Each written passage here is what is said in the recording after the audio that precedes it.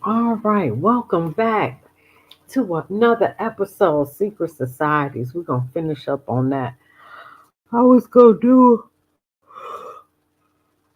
Project 2025 International News and New World Order, but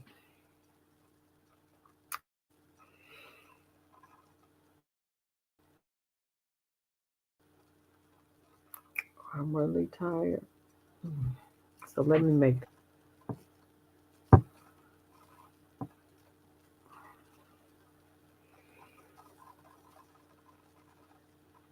I wonder, can I make this?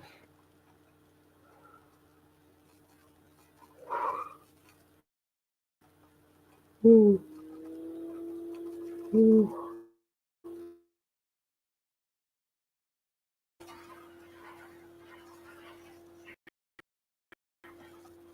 Stop. Like, share, subscribe, leave a comment. You know what? I'm thinking I'm gonna have to set up a desk in my living room to get close to my Wi-Fi. That's what I think I'm gonna have to do, and get a microphone because I do need to make these videos a lot better. Okay, back to secret societies. I wonder, can I make this bigger too? Let me see. Oh no, I don't want to remove it.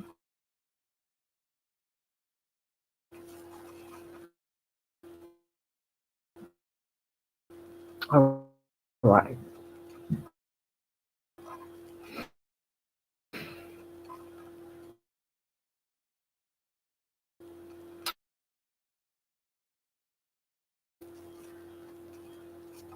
I hate StreamYard. Why? Why do you spin like this? I got so much good information to share with the people, God. Let this just finish on out. Okay. In the beginning, there were no architects in the modern sense, but there were master builders. And this is what, and when you go back to like the ancient Egyptian mystery system and um, you go through, there were builders and Imhotep, and it was a secret society.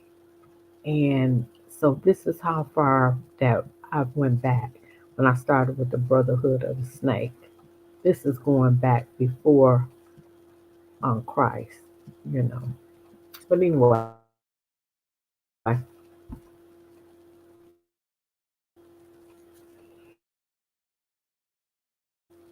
and they were called they were builders, masons, brick, mortar. But they supervised construction and worked with their own hands along with their operative breathing. Man has been always a builder, and nowhere has he shown himself more significantly than in the buildings he has erected, and that's a fact. When we stand before them, whether it be mind, whether it be mud, hut, house, or cliff dweller, you know what? Dad, I'm gonna do. Mm-mm-mm-mm.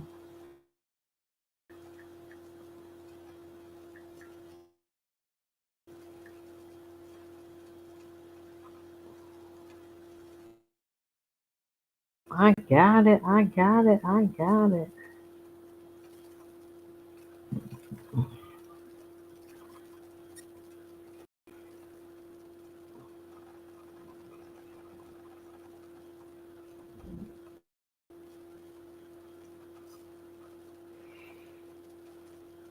Mm.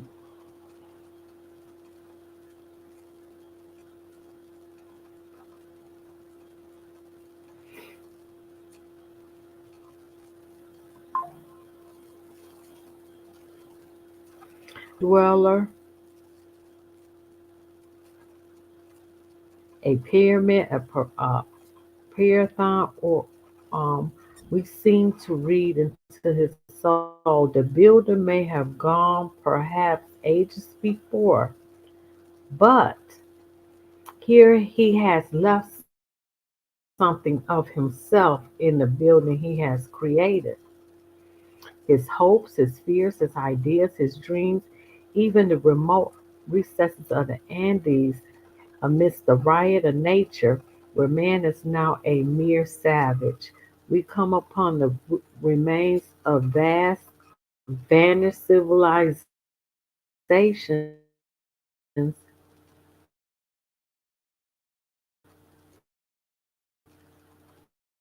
where art and science and religion reach. Sorry, y'all, for my rumble. Mm, mm. At least I don't have to get up in the morning.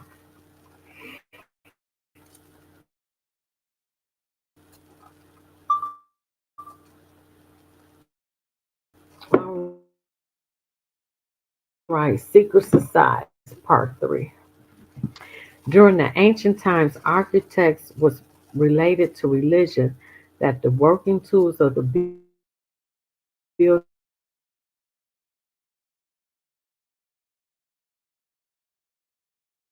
were emblems of using nation.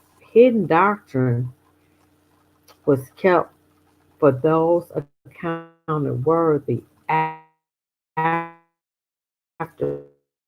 trial to teach the nature and the need of man.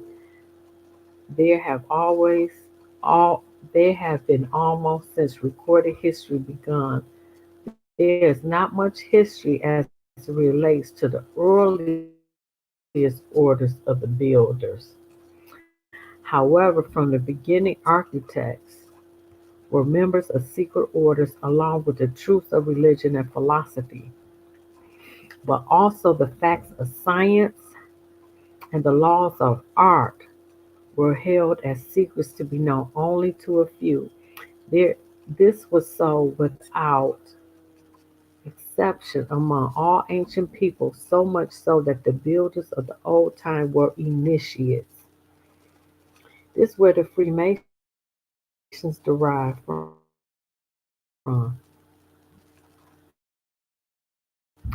The arts of the were secrets jealously guarded, and the architects themselves, while they may have employed and trained ordinary workmen, were men of learning and influence. The builder. That's a fact. The, the early architects is confirmed through the inference of a hymn to the sun god written by Sudi and Hor, two architects employed by Amenhotep III of Egypt. But see, they don't want to talk about and doctor during that time.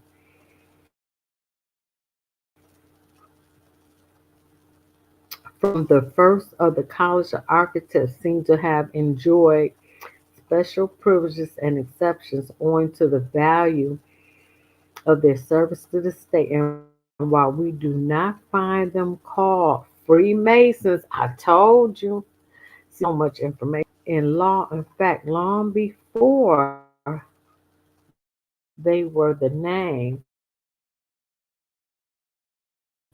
they were permitted to have their own constitutions and regulations, both secular and religious. Two sets of realities, material and spiritual, but they are also interwoven that all practical laws are exponents of moral laws. Such is the thesis which Ruskin exposed with such insight and eloquence excellence in the building of character. Oh my God, hold on. Yep, I'll call you right back. I'm live. All right, baby. Excellence in the seven lamps of architecture, in which he argues that the laws of architecture are moral laws as applicable in the building of character as through the construction of cathedrals. He finds these laws to be sacrifice, truth, power, beauty, life, memory, and as all crowning grace of all, that the principle of which polity owes its stability, life is happiness, faith is acceptance, and creation. Such thing as liberty and never can be. That's deep. The stars have it, the earth has it not, the sea has it not. Man fancies that he has freedom, but if he would use the word loyalty instead of liberty, it would be nearer the truth. Loyalty, then, wow. Since it's by obedience to the laws of life and truth and beauty that he attains to what he calls liberty. That's deep. That's deep. Uh, that's deep. Early inventions must have seemed like revelations, as indeed they were, and it was not strange that skilled craftsmen were looked upon as magicians. Wow, here come the magic. Discovery of the square. Now, this is the symbol of Freemasonry. The discovery of the square was a great event to the primitive mystics of the night. It became an emblem of truth, justice, and righteousness, and so it remains to this day. Through uncountable ages have passed, simple, familiar, eloquent. It brings from after a sense of wonder of the dawn, and it still teaches the lessons which we find it hard to learn. So also the cube. So that's the G, the compass, and the square. Oh wow, that's deep. So also the cube, the compass, and the keystone, each is a great advance for those to whom architecture was indeed building touch with emotion and showing that its laws are the laws of the eternal.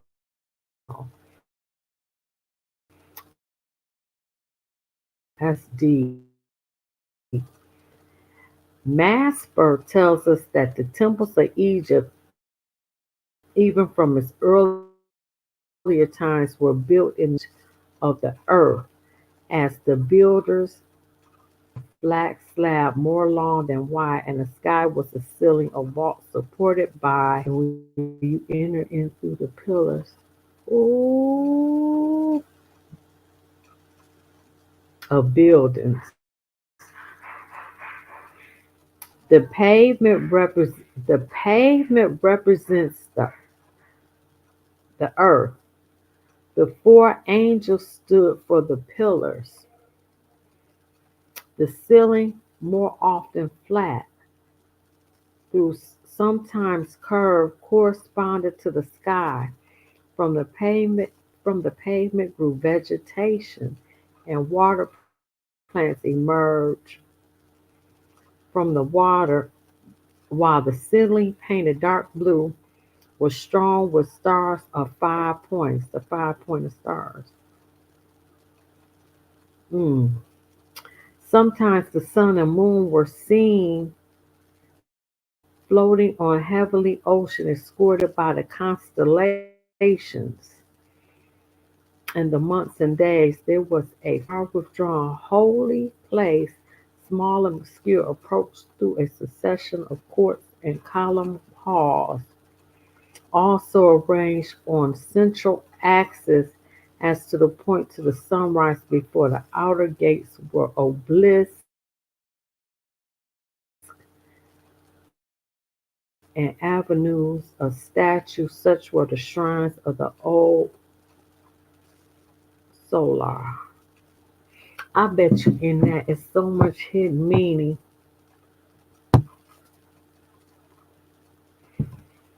Wow, that is deep.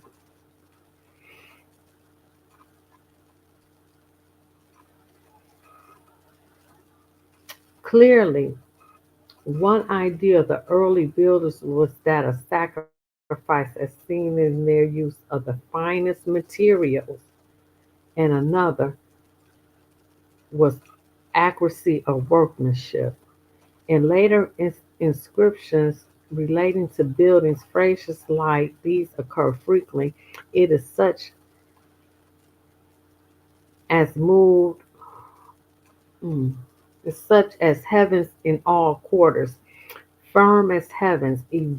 Evidently, the basic idea was that as the heavens were stable, not to be moved, so a building into proper relation with the universe would acquire magical stability. Mm. It is recorded that when Akhenaten founded his new city, four boundary stones were accurately placed that so it might be exactly square, and thus, dang, there's some hidden stuff in here. It's some hidden stuff in here. Eternity was the ideal aimed at it, everything else being sacrificed for that aspiration. How well they realized their dream is shown us in the pyramids. Of all monuments of mankind, the oldest, the most technically perfect, the largest and most mysterious. Ages come and go, empires rise and fall, philosophy flourished and, and fail, and man seeks him out of many inventions, but they stand silent under the bright Egyptian night, as fascinating as they are baffling. An obelisk is simply a pyramid, albeit the base has become a shaft holding aloft the oldest emblems of the solar faith, a triangle mounted as a square. Dang, I need a Freemason to translate this for me. When and why this figure became holy, no one knows. Whether it be an imitation of a triangle zodiacal light seen at certain times in the eastern sky at sunrise and sunset, or the feature of masonry used as a symbol of heaven, as the square was an emblem of the earth, no one may affirm. In the pyramid text, the sun god, when he created all other gods, as is shown sitting on the apex of the sky in the form of a phoenix. That's the supreme God to whom two architects, Sudi and Hor, wrote so noble a hymn of Freemasonry. So this lies the foundation of Freemasonry.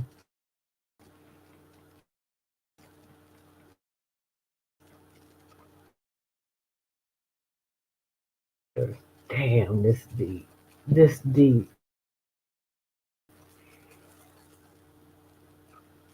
Churches built. The influence of the church upon masonry may be exaggerated. Not until cathedral building began to decline by reason of their impoverishment of the nations by long wars, the dissolution of the monasteries, and the advent of Puritanism Did the church greatly influence the order, not even then to the extent of diverting it from its original and unique mission. The fact emerges that Masonry rapidly broadened until its final break with the church. Hmm. So Masonry was a part of the church, but then it broke away from the church. By the time the German Reformation, almost every fiber of the church had vanished, never to return. Discover the secret of its stability. Already we have shown how, from the earliest times, the simple symbols of the builder became part of very life of humanity, giving shape to its own thoughts.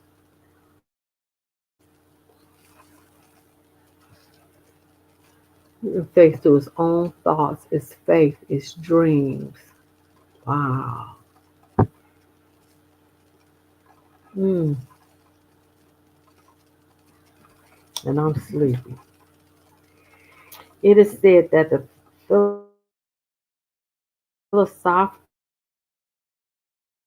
foundation of every religion have a common source, and that all diversity regarding different beliefs each other are nothing more than distortion of knowledge in the original form. Order wisdom that gave birth to all belief systems, groups of philosophers have gathered in small schools throughout history under the vows to never let the true knowledge die. Here are the philosophers: the Aya Horus Mystery School, mhm, Mystery School of Ancient Egypt. The Aya Horus Mystery School existed in ancient Egypt and had the purpose of teaching disciples to dominate body, and mind in order to achieve full consciousness and awakening. Most people were illiterate. The temples were architected and built in a way to provoke insight and pass on a message without words. That is so deep. And so the temples in which the disciples learned the secret teaching of the Aya Horus Mystery School were designed to predispose seekers to philosophical reflections, intuitive knowledge, and even trigger memories from past lives. Mm. According to ancient Egyptian knowledge, these reactions could be caused by symbols, proportions, and directions of the rooms. Dang, that is deep. So every time a certain lesson had been learned, the disciples moved to a new temple designed for a new lesson. Oh my God, that is deep. Oh my God. The ancient Egyptians virtually gave us all major attributes of civilization: agriculture, irrigation, architecture, pyramids, obelisks, temples, mathematics, numerical, standard measures, and geometry, facts, medicine, Imhotep's legacy. Okay, they did mention Imhotep.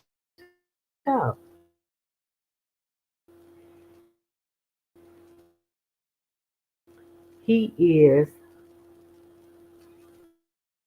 the first physician, not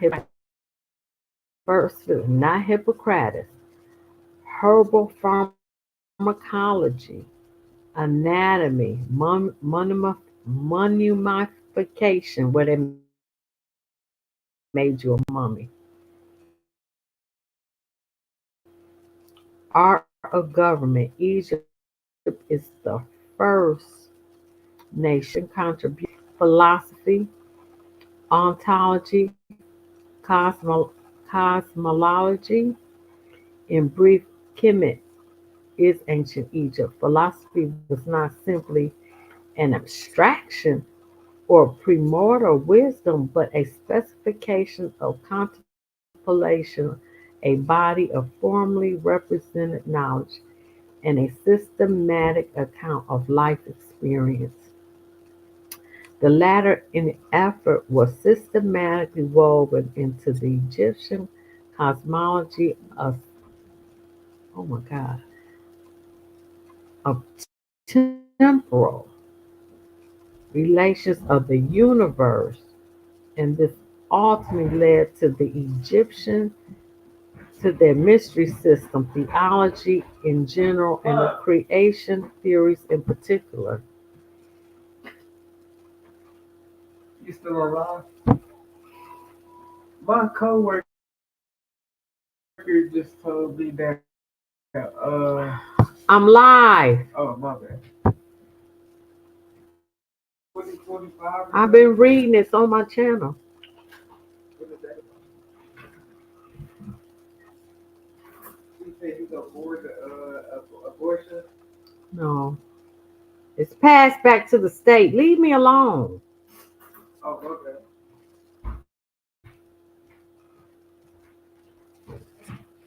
How many minutes we got? Okay.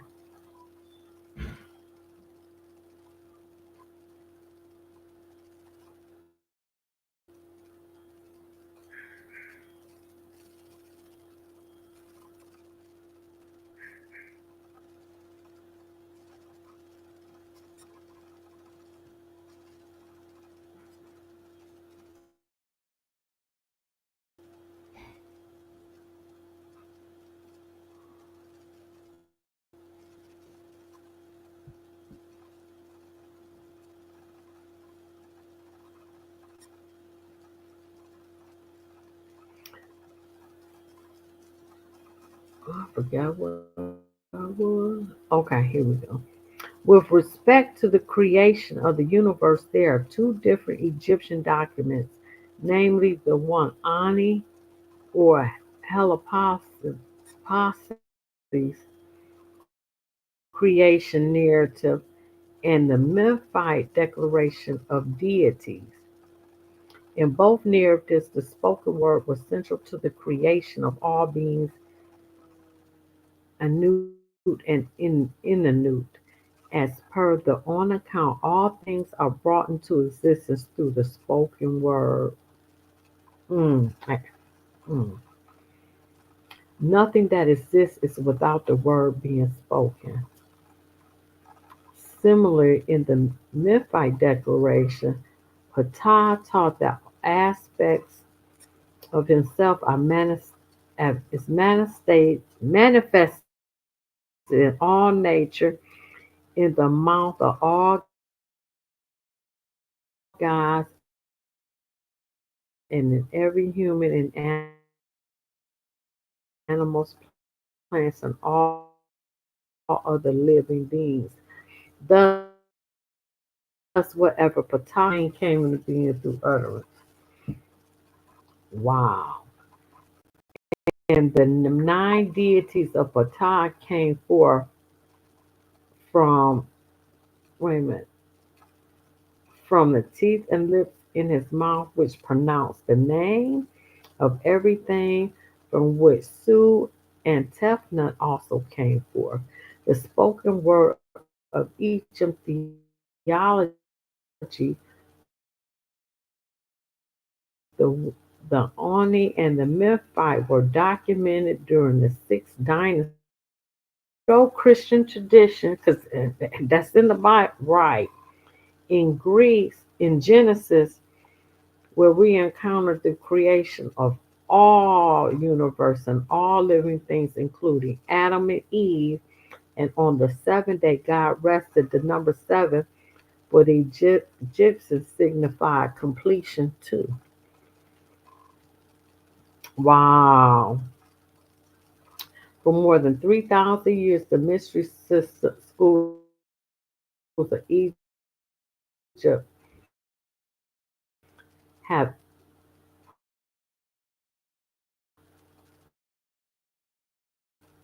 epitomized the ultimate over the Egyptian mystery schools were wise masters who survived the destruction of the lost continent of Atlantis and made their way to the early civilization of Egypt, where they helped elevate it to greatness far in advance of other cultures of that era. That's a fact. The earliest human records that were the pyramid texts of Egypt, certain many prayers that were quoted from far more ancient period. This convinced many conservative scholars of the history of religion that the mystery schools of Egypt contained within their teachings a particular philosophical knowledge that came from ancient times. In the times of Ramses, Egypt shone as a beacon of light of civilization throughout the known world. Seekers of the divine science came from the distant shores of Asia Minor and Greece to study, and that's a fact, to study in the sanctuaries with the Magi, who they believed could give them the secrets of immortality. The students also would initiate of the mystery schools were well aware that they must a body, soul, and spirit. And it took you 40 years. And I think Plato, I think they did like 20 years.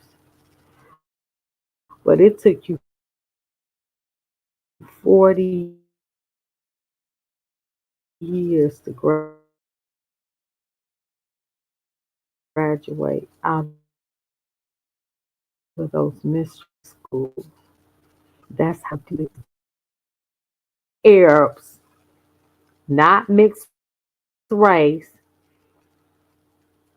because it didn't mix until Alexander the Great destroyed Egypt, and then you had your Cleopatra of mixed race of that where they intermarried. But before then, it was not. Okay, I'm gonna stop right here. I'm tired, and I know I might have read it wrong. And I hope this video came out good, because I just hope it did.